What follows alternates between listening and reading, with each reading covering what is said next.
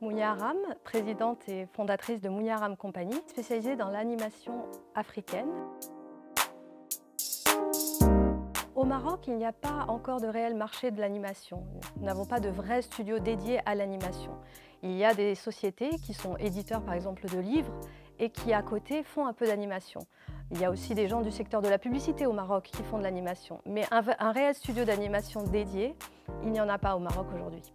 Par contre, vous en trouverez en Afrique, au Nigeria, au Ghana, au Kenya, et les plus grands sont en Afrique du Sud aujourd'hui. Il y a plusieurs métiers dans l'animation. On commence par raconter les histoires. Donc, les auteurs qui vont écrire, scénariser les scripts, et ensuite il faut toute la partie technique. Donc, pour mettre en animation ces histoires. Donc, on aura aussi bien des storyboarders, des character designers, des gens qui s'attellent au design et à toute la technique, que ce soit en 2D ou en 3D. Aujourd'hui, nous n'avons pas toutes ces compétences au Maroc. On a des gens qui viennent de la publicité, qui savent faire des petits designs. Moi, j'ai vu des publicités au Maroc avec de l'animation, mais ce n'est pas encore au point pour être une véritable série d'animation. On manque de formation dans ce domaine.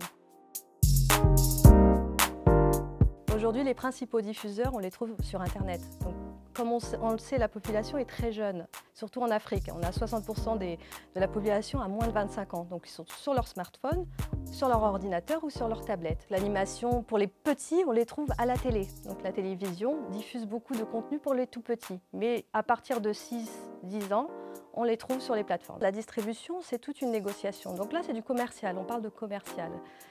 On va négocier avec le diffuseur un coût, donc le prix, une durée des droits, et sur quel support il va diffuser. Et tout ça, ça prend la forme d'un contrat. Le mode de diffusion, les territoires, parce que c'est important.